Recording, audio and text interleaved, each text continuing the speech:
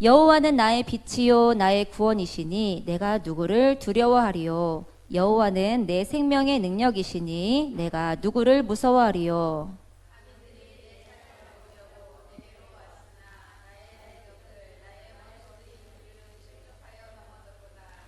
군대가 나를 대적하여 진 칠지라도 내 마음이 두렵지 아니하며 전쟁이 일어나 나를 치려 할지라도 나는 여전히 태어나리로다.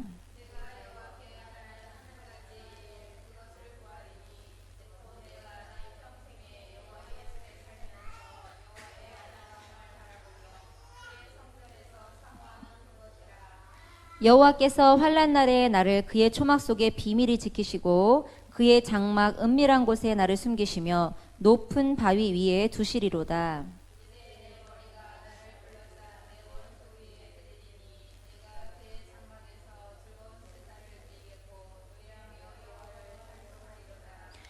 여호와여 내가 소리내어 부르짖을 때에 들으시고 또한 나를 긍휼히 여기사 응답하소서.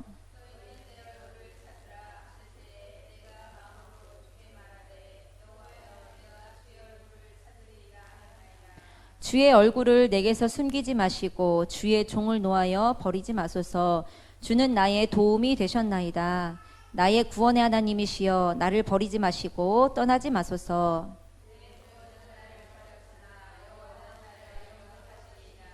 여호와여 주의 도를 내게 가르치시고 내 원수를 생각하셔서 평탄한 길로 나를 인도하소서.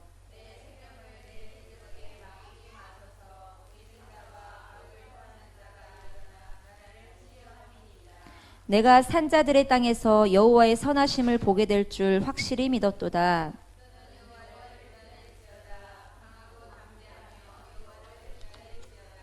아멘. 네. 이 자리에 자주 섭니다. 이번처럼 자주 선 적이 없었는데. 네. 오늘 말씀은 시편 27편 말씀입니다. 제목을 왕의 자녀로 정했는데요. 여기서 왕은 하나님을 뜻합니다. 그리고 자녀는 나를 뜻합니다.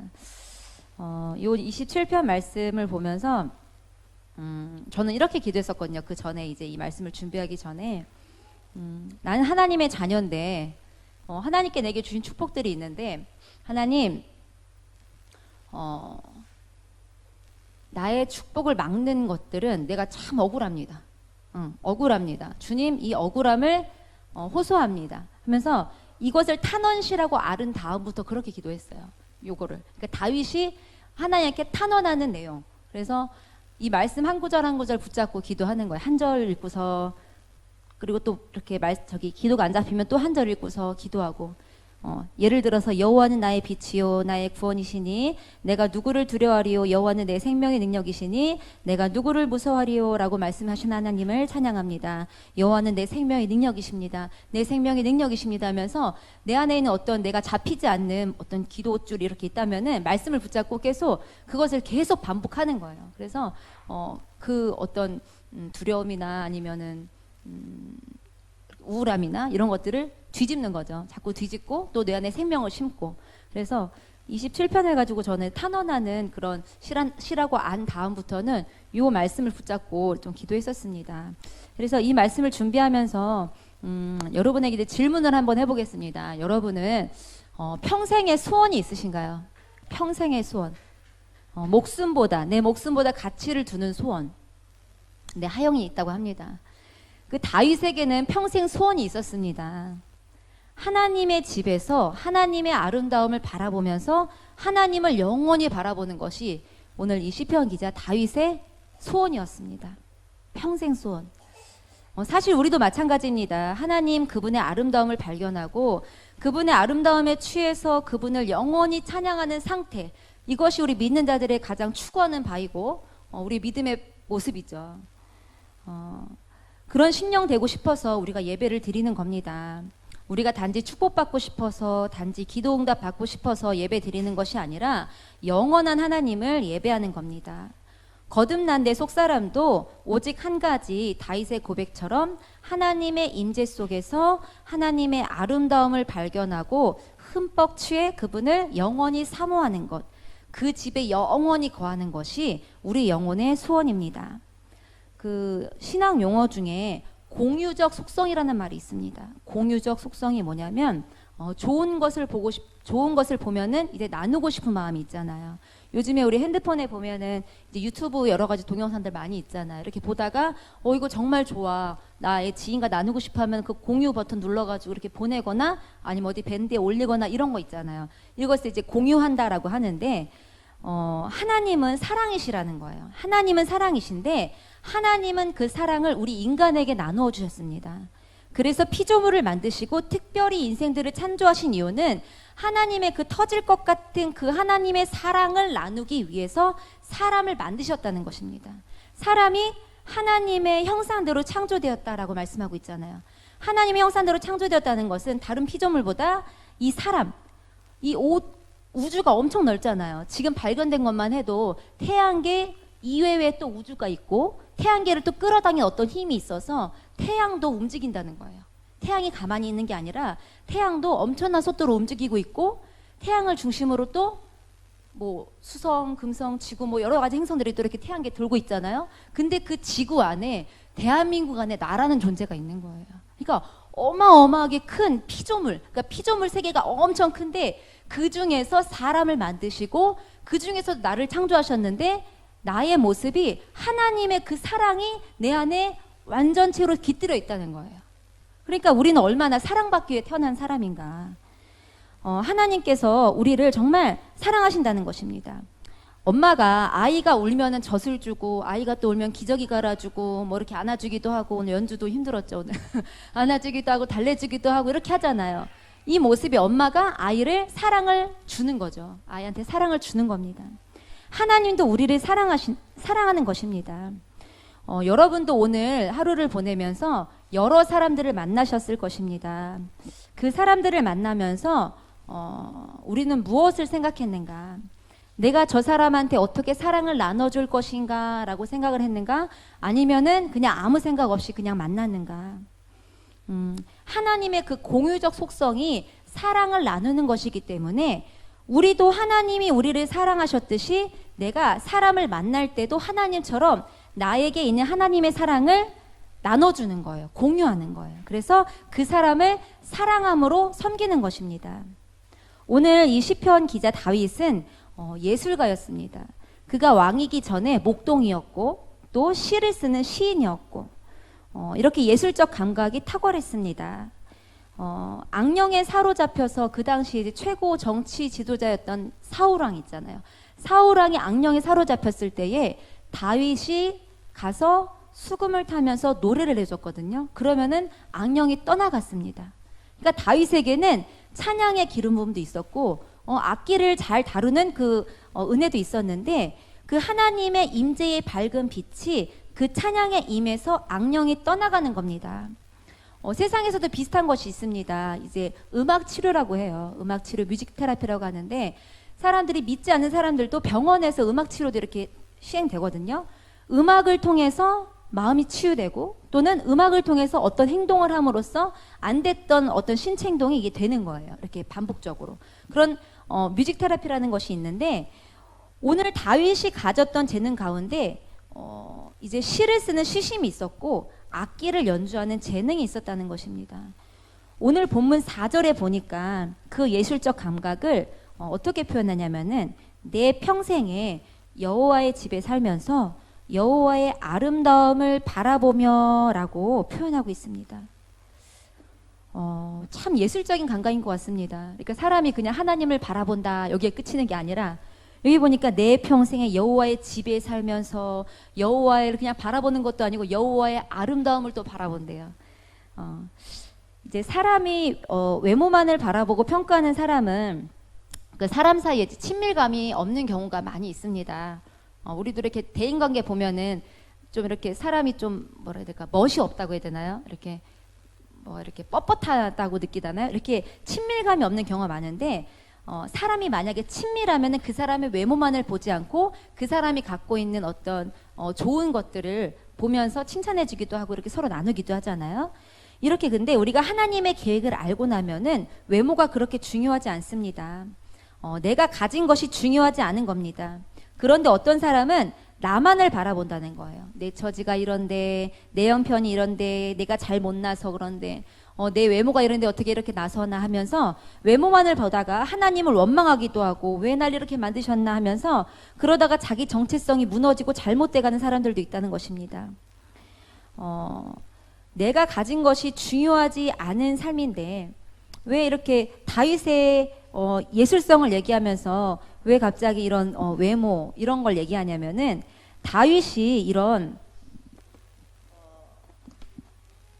예술 감각을 하나님을 사랑하는 표현하는 데 썼다는 거예요. 그러니까 다윗도 사울 왕한테 이렇게 쫓겨다니잖아요. 쫓겨다니는데 그가 사울 왕을 죽일 수 있던 게 2번이나 있었거든요. 근데 그가 죽이지 않아요. 왜 죽이지 않냐면은 하나님이 세운 사람인데 내가 어떻게 그를 죽이는가 하면서 이렇게 그것을 피하고 이것을 넘어가는 모습을 볼 수 있습니다. 근데 다윗이 이런 어려움 속에서도 왜 이렇게 고난을 이기고 이길 수 있었는가? 그에게는 하나님에 대한 어떤 갈망과 열정, 그 믿음이, 그 시선이 바로 통했다는 거죠. 다윗이 가진 건 없었지만, 그가 가진 건 없었지만 하나님을 바라볼 수 있었고, 또 요셉도 그랬습니다. 요셉이 그가 가진 건 없었지만 그는 하나님 앞에서 꿈을 꾸는 자였기 때문에 그가 정말 우리가 보면 어쩜 그렇게 살 수 있을까?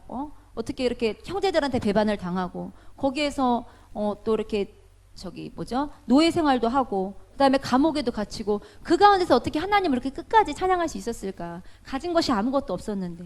근데 하나님 안에서 가능성을 찾고 믿음으로 인내하고 눈물 뿌려 기도하는 삶이 참 아름다운 삶이라는 것입니다. 이런 것을 왕의 자녀라고 표현하고 싶습니다. 하나님을 왕으로 인정하고 나는 그분의 사랑받는 자녀라는 것입니다. 다윗도 그의 삶이 평탄치 않았지만 하나님의 아름다움을 찬양할 수 있었던 것은 그가 보이는 것에 마음을 두는 것이 아니라 영원한 하나님을 사모했기 때문에 하나님을 신뢰하는 것입니다. 하나님을 경험하면은 아까 공유적 속성 얘기했잖아요. 하나님을 경험하면은 우리가 사랑하는 사람으로 변화되어 가는 것입니다. 왜냐하면은 하나님이 사랑 덩어리이기 때문에 하나님의 사랑으로 내가 동화되어 가는 거예요. 내가 하나님을 사랑하니까 하나님의 사랑의 속성을 내가 닮아가려고 노력하고 또 닮아가려고 하지 않아도 내가 하나님을 사랑합니다, 사랑합니다 고백하는 그 가운데 나도 모르게 하나님의 사랑이 내 안에 와 있습니다. 그리고 나만 갖고 있지 않으려고 하는 그 또 공유적 속성 때문에 또 내가 내 옆 사람의 하나님의 사랑을 나도 모르게 은연중에 나눠줘요. 그러니까 우리 믿는 사람 중에 전하지 않아도 항상 웃는 사람들 있잖아요. 항상 감사를 표현하고 하는 사람들 있잖아요. 이것이 다 하나님의 사랑의 동화 때문이라는 것입니다. 아름다운 것을 볼 수 있다라는 것은 하나님이 주는 참 좋은 속성입니다. 오늘 4절에 여호와의 아름다움을 바라보며 라고 했거든요. 아까 말씀드린 것처럼 다윗은 사울의 손에서 얼마든지 벗어날 수 있었어요. 내가 하나님이 세우신 사람을 내 손으로 해칠 수 없다 라는 그 마음이 있었기 때문에 사울을 해하지 않았습니다. 모든 사랑은 살아계신 하나님으로부터 나오는 것입니다. 보이는 것과 보이지 않는 것을 보고서 우리가 아름답다라고 느낄 수 있는 것은 우리가 곧바로 하나님께로 갈 수 있습니다. 내가 저 자연 만물을 바라보면서 아름답다라고 표현하면서 하나님 어떻게 이렇게 세상을 이 산을 어떻게 이렇게 아름답게 만드셨습니까? 또 물을 보면서 하나님 어떻게 이 물이 고여있지 않게 이렇게 흐르도록 만드셨습니까? 자, 하나님은 아름다우십니다. 또 별을 보면서 아니면은 여러 가지 물체를 보면서 또는 내 가까이 있는 내 자녀를 보면서 내 남편을 보면서 어떤 지인들을 보면서 하나님은 참 아름다우신 분이십니다 라고 이렇게 우리가 표현할 수 있다는 것입니다. 이 세상에 존재하는 모든 사랑은 살아계신 하나님의 그 사랑에서 분화되어 나온 것입니다. 그래서 아름다움을 통해서 하나님의 아름다움을 발견하고 하나님의 아름다운 속성을 찬양하는 마음을 가지고 이런 초점을 가지고 살아가면은 얼마나 아름다운 인생이겠는가. 아름답다 하다 보면 아마 우리의 마음도 조금은 여유로워질 것 같아요. 조금 더 천천히 하게 되고. 왜냐면은 바쁘면 볼 수 없거든요. 잠깐 머물러서 하나님의 아름다움을 바라보고 잠깐 머물러서 내 아이의 장점을 또 발견하고 잠깐 머물러서 여러 가지 또 발견할 수 있다는 것입니다. 우리에게 하나님께서 주시는 복도 아름다운 것입니다. 하나님이 내게 허락하신 복, 이것을 발견하는 것도 참 아름다운 거예요. 하진이가 학교에서 선생님이 이제 일기를 이제 올해 이제 그 연초에 선생님들이 이제 반에서 이렇게 말씀해 주잖아요. 이렇게 한 학기 이렇게 생활하겠습니다라고 하시는데 하진이네 반 특별히 일기를 쓰지 않겠습니다라고 선생님 얘기하더라고요. 애들이 일기를 지었을 때가 많이 있습니다. 꼭 뭘 해야지 일기를 쓴 애들이 많습니다 하면서 일기를 쓰지 않겠습니다. 다만 감사 노트를 쓰겠습니다라고 하시더라고요. 그래서 참 좋다 했어요. 근데 하진이가 이제 감사 노트에 미안해 하진아 감사 노트에 재미를 들린 거예요. 이제 제니랑 같은 반인데 감사 노트에 이제 둘이 경쟁이 붙었어요. 1번, 2번 쭉쭉 쓰다가 600개가 넘었대요. 이제 감사 노트가 이제 한 줄 한 줄 모아서 뭐 밥을 해주신 엄마께 감사합니다. 뭐 막 찾아 쓰는 거예요. 열심히 찾아 쓰는 거예요. 감사합니다. 감사합니다. 근데 좋은 습관 같아요. 그것도 우리 어른들도 오늘 하루 보내면서 감사한 것들 적어볼 수 있잖아요. 이렇게 우리 감사하면서 하나님의 아름다움을 발견할 수 있는 것도 참 복인 것 같습니다. 아름다운 것을 들여다볼 때 절대 그냥 지나가지 마시기 바랍니다. 하나님의 아름다움이 보일 때까지 그것을 들여다보시기 바랍니다. 하나님은 아름다우신 분이십니다. 아름다운 소리, 아름다운 경치, 또 아름다운 그림, 아름다운 외모, 이 모든 것들이 다 하나님께로부터 나온 것입니다. 보이는 것이 다가 아니란 말이 있습니다. 내면을 봐야 한다고. 그런데 우리는 보이는 것도 다 보지 못하고 살아갈 때가 많이 있는 것 같습니다. 그걸 바라보지 못하고 돈 벌고 일하는 것 때문에 낭비하는 봄이 얼마나 많이 있는가. 이런 그림 이야기가 있습니다. 레오나르도 다빈치의 그 최후의 만찬 이야기, 이제 아시는 분들도 있을 건데, 다빈치가 이제 예수님의 얼굴, 정말 순수한 그 얼굴의 모습을 그리고 싶다 해서 예수님의 얼굴을 어디서 이렇게 찾을 수 있을까 하다가 제가 알기로는 어떤 성가대에 서 있는 어떤 청년의 얼굴을 보고서 저 사람이다 하고 딱 느낀 거예요. 그래서 예수님의 얼굴을 딱 이제 정성 들여서 6개월을 통해서 그렸다고 합니다. 그렸는데 이제 나머지 이제 제자들도 그리고 했는데 이제 마지막에 이제 예수님을 배반했다 가룟 유다를 좀 사악하게 그리고 싶은데 그 모델을 찾지를 못하는 거예요. 그래서 이제 문제가 발생한 거죠. 그래서 어떻게 하지 하면서 고민하면서 여러 시간을 보내고 있었는데 어느 순간에 로마의 이제 사형수로 끌려가는 죄수를 보고서 저 사람이다라고 생각한 거 딱 이제 감이 온 거예요. 그래서 이제 저 사람이다 생각하고서 가룟 유다도 이제 몇 개월에 걸쳐서 열심히 이제 그렸대요. 그리고 나서 이제 다 됐습니다. 이제 저 사람을 끌고 가십시오 하고서 이제 같이 있던 이제 죄수를 데리고 가는 사람한테 이제 얘기를 했겠죠. 그랬는데 이제 그 사람이 그 다빈치 앞에서 무릎을 꿇으면서 얘기를 하더라는 거예요. 저를 모르시겠습니까? 라고 물어보는 거예요. 나는 당신 같은 사람 만난 적이 없습니다. 다빈치가. 저는 당신이 6년 전에 예수님을 그렸던 그 사람입니다. 라고 하는 거예요. 그러니까 사람이 외모가 아무리 아름답고 순수해 보여도 우리가 추측해 볼 수 있죠. 얼마나 방탕한 삶을 살았기에 그렇게 사형수가 되었고 했을까. 그러니까 이 사람이 뭐 노름에도 빠졌을 수도 있고 어쨌든 하나님을 찬양하는 삶하고는 멀어진 것 같아요. 최후의 만찬 이야기는 이제 사실로 알려져 있습니다. 순수한 외모를 지녔던 그가 왜 사악하게 변했는가? 하나님의 아름다움을 담지 못하고 죄에 끌려 행동했기 때문이 아니었을까라고 생각합니다. 방탕한 삶이 그의 외모까지 아름다움에서 거리가 먼 것으로 만든 것입니다. 하나님의 아름다움을 바라보시기 바랍니다. 우리의 생각의 지평이 넓어지기를 바랍니다.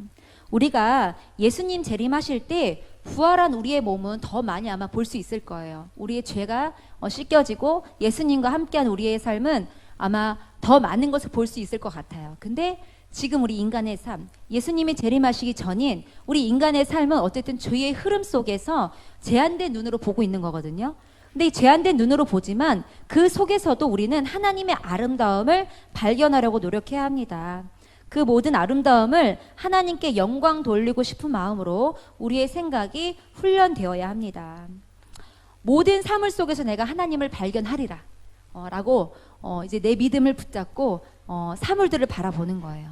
모든 경험 속에서 또한 모든 만남 속에서 내가 하나님을 경험하리라 라고 우리의 생각을 다시 한번 다져놓고서 훈련할 수 있다는 것입니다. 오늘 말씀 다시 한번 읽어보겠습니다. 1절부터 3절까지의 말씀을 보면은 다윗의 모습이 이제 회중에게 선포를 합니다. 여호와 안에서 용기를 가지라.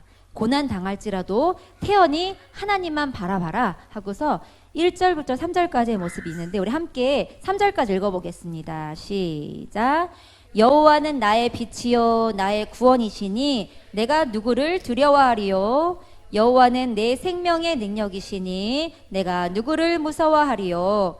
악인들이 내 살을 먹으려고 내게로 왔으나 나의 대적들 나의 원수들인 그들은 실족하여 넘어졌도다. 군대가 나를 대적하여 진칠지라도 내 마음이 두렵지 아니하며 전쟁이 일어나 나를 치려 할지라도 나는 여전히 태어나리로다. 아멘. 고난 당할지라도 태연히 하나님만 바라봐라 라고 이렇게 촉구하고 있습니다. 또 4절부터 6절까지 말씀 읽어볼 텐데요. 다윗이 또 이렇게 선포합니다. 여호와의 전에서 누릴 구원의 기쁨에 대한 그 확신을 이야기합니다. 나는 오직 여호와께 한 가지만을 구한다. 6절까지 읽어보겠습니다. 4절부터입니다. 시작. 내가 여호와께 바라는 한 가지 일 그것을 구하리니 곧 내가 내 평생에 여호와의 집에 살면서 여호와의 아름다움을 바라보며 그의 성전에서 사모하는 그것이라. 여호와께서 환난 날에 나를 그의 초막 속에 비밀히 지키시고 그의 장막 은밀한 곳에 나를 숨기시며 높은 바위 위에 두시리로다. 이제 내 머리가 나를 둘러싼 내 원수 위에 들리리니 내가 그의 장막에서 즐거운 제사를 드리겠고 노래하며 여호와를 찬송하리로다. 아멘. 네, 이제 그러면서 7절부터 이제 12절 말씀까지 여호와를 향하여 울리는 응답과 구원의 간구를 합니다. 여호와여, 내가 소리로 부르짖을 때에 들으시고 또한 나를 긍휼히 여기사 응답하소서. 하나님, 나는 왕의 자녀입니다. 왕의 자녀인 내가 주님의 뜻 가운데 기도합니다. 원수가 나를 이길 수 없습니다. 주님은 나를 구원하십니다. 이렇게 고백합니다. 7절부터 12절 말씀 읽겠습니다. 여호와여, 내가 소리내어 부르짖을 때에 들으시고 또한 나를 긍휼히 여기사 응답하소서. 너희는 내 얼굴을 찾으라 하실 때에 내가 마음으로 주께 말하되 여호와여, 내가 주의 얼굴을 찾으리이다 하였나이다. 주의 얼굴을 내게서 숨기지 마시고 주의 종을 놓아여 버리지 마소서. 주는 나의 도움이 되셨나이다. 나의 구원의 하나님이시여, 나를 버리지 마시고 떠나지 마소서. 내 부모는 나를 버렸으나 여호와는 나를 영접하시리이다. 여호와여, 주의 도를 내게 가르치시고 내 원수를 생각하셔서 평탄한 길로 나를 인도하소서. 내 생명을 내 대적에게 맡기지 마소서. 위증자와 악을 토하는 자가 일어나 나를 치려함이니이다. 13절 14절 이제 회중에게 선포를 합니다. 여호와의 은혜에 대한 확신과 여호와를 이제 사모에 대한 동참을 촉구하고 있습니다. 함께 읽어보겠습니다. 내가 산자들의 땅에서 여호와의 선하심을 보게 될 줄 확실히 믿었도다. 너는 여호와를 기다릴지어다. 강하고 담대하며 여호와를 기다릴지어다. 아멘. 말씀을 정리합니다. 우리는 왕이신 하나님, 빛의 자녀, 왕의 자녀입니다. 우리를 통해서 하나님을 드러내고 여호와의 집에서 내가 영원히 주님을 발견할 수 있습니다. 그런데 저는 저의 약함을 많이 발견합니다. 하나님의 말씀을 아는 자인데 나는 말만 하는 자인가, 이렇게 생각이 될 때도 많고, 이러지 말아야지 하면서도 또 그럴 때도 많고, 또 어떤 우울감에 빠져 있을 때도 많고, 그러니까 건설적인 일을 할 때도 있지만 그러지 못할 때도 있는 저 자신을 발견할 때에 이렇게 정죄감이 들 때도 있습니다. 내가 하나님의 사랑에 감사해서 사역을 하고 있는가, 아니면은 때가 돼서 하고 있는가, 이렇게 좀 생각이 들 때도 있거든요. 그래서 나만 볼 때는 참 심각할 때가 많은데, 근데 오늘 그 시편 기자 다윗도 그러지 않았을까. 인생인데 그도 하나님을 경외하고 찬양하지만 그도 어려울 때가 있었고 그러면서 또 그 마음을 뒤집을 때도 있지 않았을까. 요셉도 그가 힘들었지만 아니야 난 하나님의 자녀하면서 뒤집을 때도 있지 않았을까. 우리 믿는 사람의 모습을 이렇게 뒤집는 연습. 그래 내가 하나님의 자녀지. 그래 내가 하나님의 자녀지 하면서 뒤집는 연습. 바로 이렇게 내 어떤 잘못을 묵상하기보다는 하나님을 묵상하면서 나아가는 모습이 예수님이 기뻐하는 모습이 아닐까. 그래 내 안에 예수님 사시지 나는 하나님의 자녀지 하면서 그것을 기억하고 그것이 나의 희망이고 나의 존재 가치가 아닐까. 내 평생에 정말 평생의 소원이 여호와의 집에서 하나님의 아름다움만 바라보겠다는 그 다윗의 고백처럼 우리의 평생의 소원도 하나님의 아름다움을 바라보면서 여호와 집에서 평생에 거하는 그런 삶이 되어지길 원합니다. 그래서 하나님의 아름다움이 나를 통해서 어떻게 나타나는지를 한번 내 자신 스스로를 돌아보시길 바랍니다. 그래서 주님의 아름다움을 발견하기를 바랍니다. 아멘. 네, 기도하겠습니다. 주님, 다윗의 상태로 나를 인도해 주시옵소서. 주님의 집에서 주님의 아름다움을 사모하고 싶습니다. 주님, 내 눈과 귀가 하나님의 아름다움을 밝히 알기 원합니다. 내 남편에게서 하나님의 아름다움을 발견하게 하여 주시옵소서. 내 자녀들에게서 나오는 영광의 빛을 발견하고 더 사랑할 수 있는 시선을 주시옵소서. 도시와 사회 속에서 하나님은 나에게 무엇이라고 말씀하시는가? 내가 깨어있는 마음으로 돌아가기 원합니다. 육신의 눈은 떠 있는데 마음의 문은 닫혀 있는 자가 되는 것이 아니라 보이는 것에 집착하는 자가 되는 것이 아니라 하나님의 아름다움을 발견하는 눈이 되길 원합니다.